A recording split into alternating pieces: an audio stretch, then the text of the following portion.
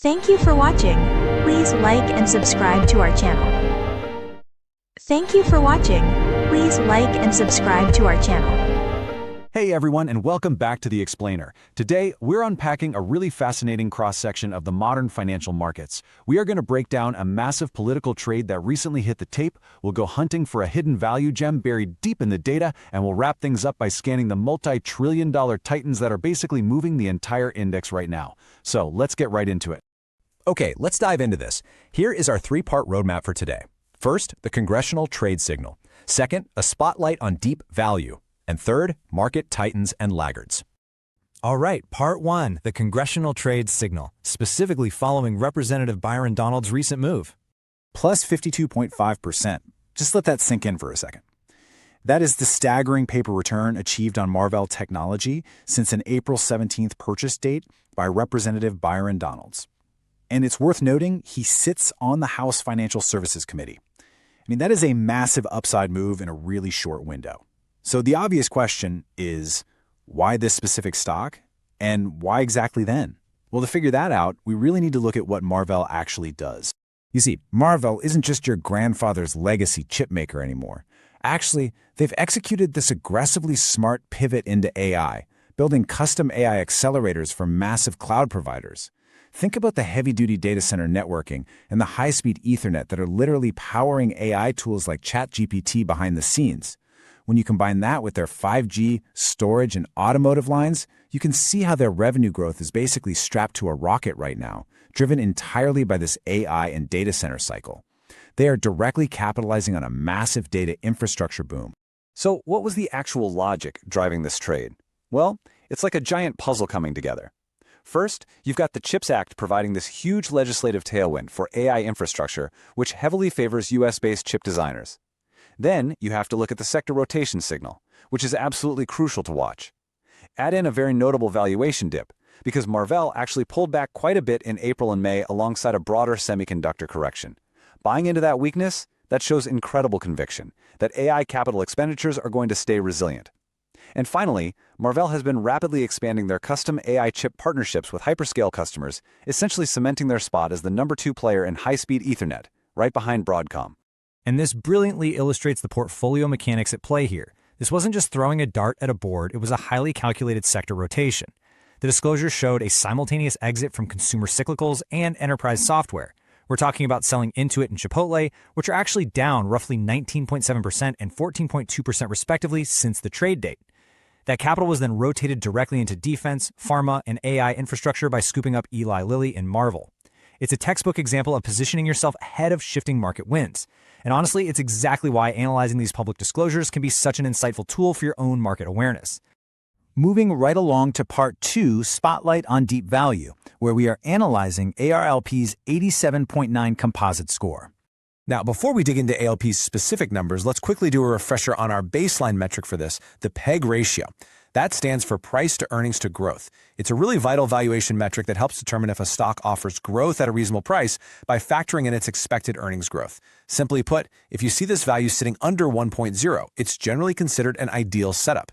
The PEG ratio is just an incredible tool to keep in your back pocket to make sure you aren't overpaying for future growth. Now, what's really interesting about this slide is how perfectly ARLP's fundamentals align with that exact deep value philosophy. Look at the PE ratio. It's sitting nice and low at just 12.5, which hints at potential undervaluation relative to its earnings.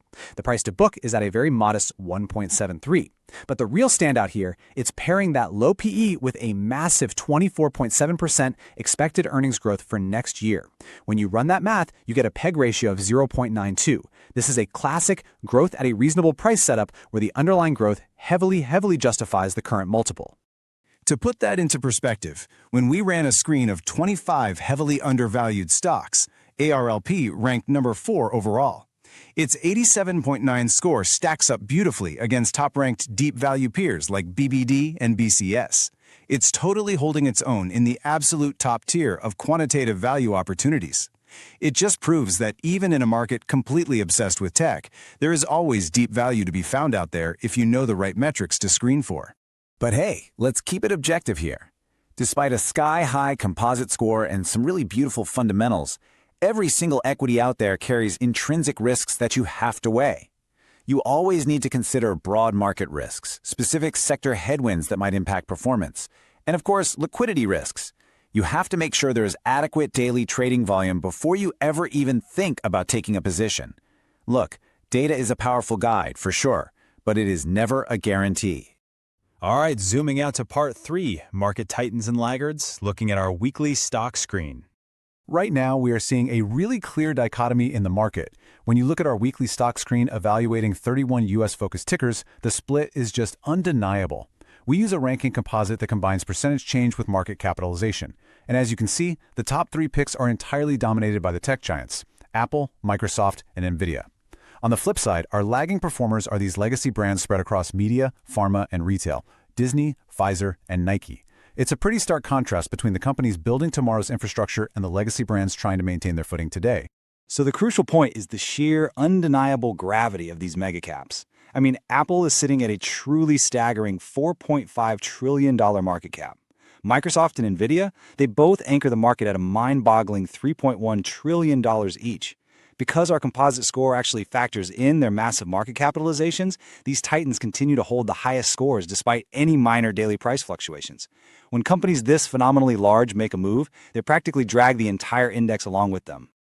Now, as we wrap up this data dive, I want to explicitly remind everyone that this explainer is strictly for educational and informational purposes.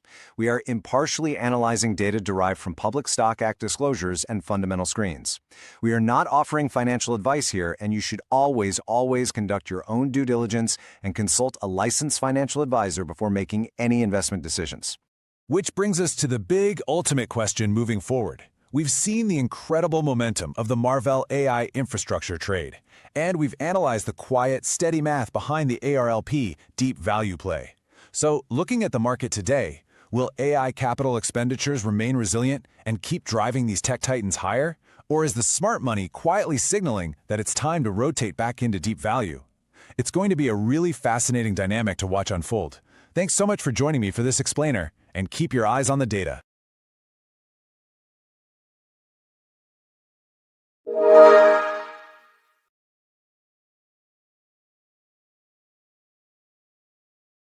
You